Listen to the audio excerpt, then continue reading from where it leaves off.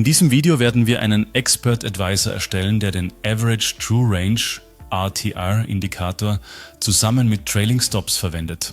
Sehen wir uns an, wie wir das machen können. Zunächst starten wir den Meta-Editor, den Sie durch Klicken auf das kleine Symbol oder durch Drücken von F4 aufrufen können. In Meta-Editor binden wir zunächst die Klasse cTrade aus der Standardbibliothek ein.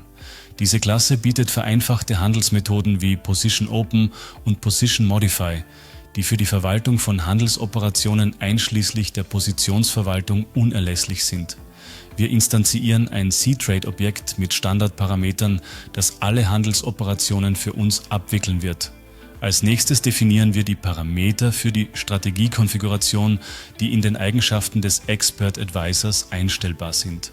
Zu diesen Parametern gehören Lookback-Bars, der historische Bereich für Hochs und Tiefs, der zwischen 1 und 1000 Kerzen variieren kann. Min Candles Back ist das Mindestalter für ein gültiges Hoch oder Tief und kann zwischen 5 und 50 Kerzen liegen. Trailing Offset ist die Sicherheitsmarge für den Trailing Stop, die in Punkten gemessen wird und zwischen 1 und 20 eingestellt werden kann. ATR Period ist der Zeitraum für die Average True Range mit einem Standardwert von 14. ATRT Threshold ist der Schwellenwert für die Signalerzeugung, der dabei hilft, eine signifikante Volatilität für den Einstieg in den Handel zu bestimmen. Für globale Variablen und Handles speichern wir Zustände zwischen Ticks und Indikatordaten. Wir definieren ein ATR-Handle, um das Handle des ATR-Indikators zu speichern, ATR-Buffer als Array, um ATR-Werte zu speichern und Price Data als Array für OHLC-Kursdaten.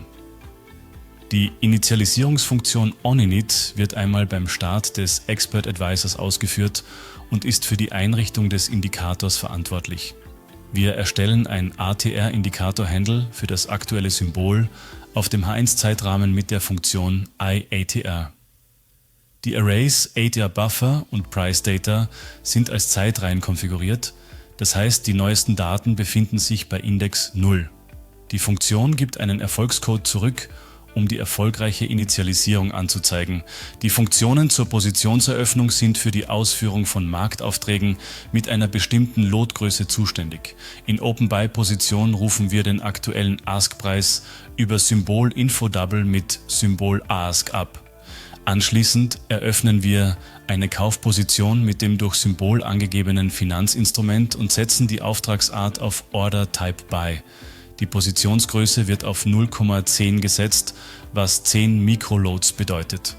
Der Einstiegskurs wird auf den aktuellen Ask-Preis festgelegt, wobei sowohl der anfängliche Stop-Loss als auch der Take-Profit deaktiviert sind.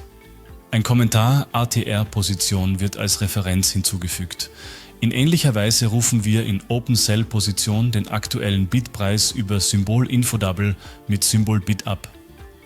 Wir eröffnen eine Verkaufsposition mit dem durch Symbol angegebenen Finanzinstrument und setzen die Auftragsart auf Order Type Sell. Die Positionsgröße beträgt wiederum 0,10, wobei der Einstiegskurs dem aktuellen Bidpreis entspricht und sowohl der anfängliche Stop-Loss als auch der Take-Profit deaktiviert sind. Es wird derselbe Kommentar ATR-Position verwendet.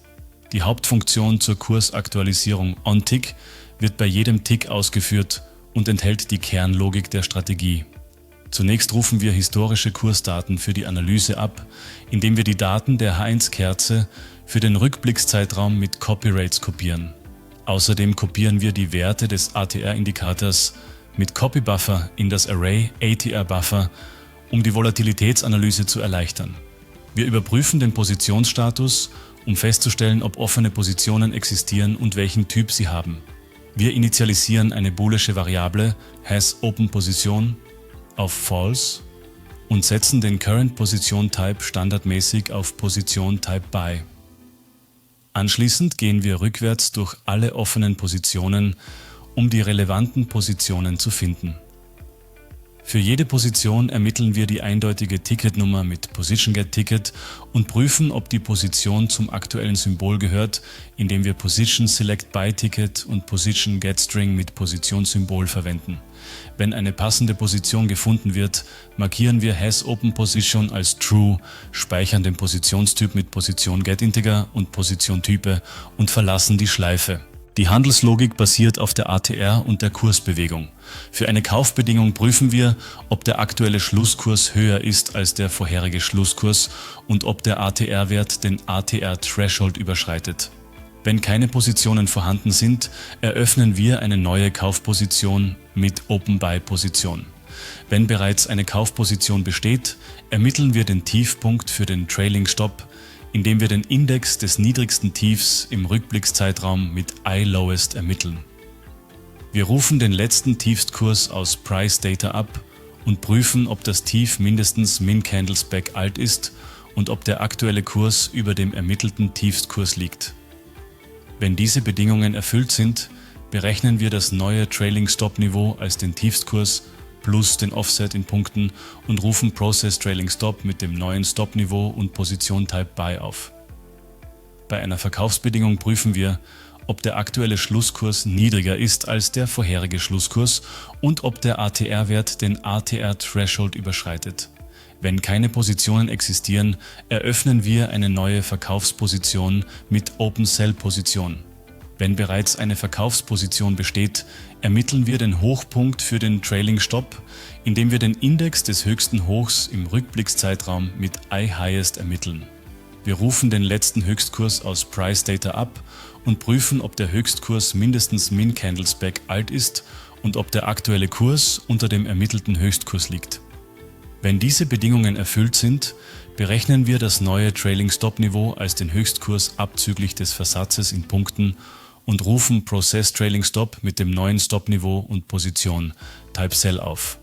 Die kombinierte Funktion zur Verwaltung des Trailing Stops, Process Trailing Stop, aktualisiert den Stop-Loss sowohl für Kauf- als auch für Verkaufspositionen. Wir iterieren rückwärts durch alle offenen Positionen, um sichere Änderungen vorzunehmen. Für jede Position wählen wir sie mit Hilfe von PositionGetTicket und PositionsSelectByTicket nach Ticketnummer aus. Wir wenden Filter an, um sicherzustellen, dass die Position dem angegebenen Positionstyp entspricht und zum aktuellen Chartsymbol gehört. Dazu verwenden wir PositionGetInteger mit PositionType und PositionGetString mit Positionssymbol. Wir rufen den aktuellen Stop-Loss-Wert mit PositionGetDouble und Position SL ab. Bei Kaufpositionen aktualisieren wir den Stop-Loss, wenn das neue Niveau höher ist als der aktuelle Stop-Loss oder wenn kein vorhandener Stop-Loss gesetzt ist. Wir verwenden Trade Position Modify, um den Stop-Loss mit dem neuen Stop-Level zu aktualisieren. Bei Verkaufspositionen aktualisieren wir den Stop-Loss, wenn das neue Niveau niedriger ist als der aktuelle Stop oder wenn kein vorhandener Stop-Loss gesetzt ist, wiederum mit Trade Position Modify. Sobald wir die Programmierung abgeschlossen haben, drücken wir F7, um den Code zu kompilieren. Wenn Ihnen das zu schnell ging oder wenn Sie nicht verstehen, was der ganze Code bewirkt, sollten Sie sich den Premium-Kurs auf unserer Website ansehen oder zuerst eines der Grundlagenvideos anschauen. Nach dem Kompilieren kehren wir zu MetaTrader zurück, indem wir F4 drücken oder auf das Symbol klicken. In MetaTrader drücken wir STRG und R, um den Strategietester zu starten, wählen den soeben erstellten Expert Advisor aus, aktivieren den visuellen Modus und starten einen Strategietest. Wir sollten den Expert Advisor auf dem Chart sehen. Wenn Sie bereits Premium-Kursmitglied sind und eine Idee für ein Video wie dieses haben, können Sie uns gerne eine E-Mail schicken. In diesem Video haben wir gelernt, wie man einen Expert Advisor mit dem Average True Range Indicator und Trailing Stops erstellt. Und Sie haben erfolgreich einen entsprechenden Expert Advisor mit ein paar Zeilen MQL-Code programmiert. Vielen Dank fürs Zuschauen und wir sehen uns im nächsten Video wieder.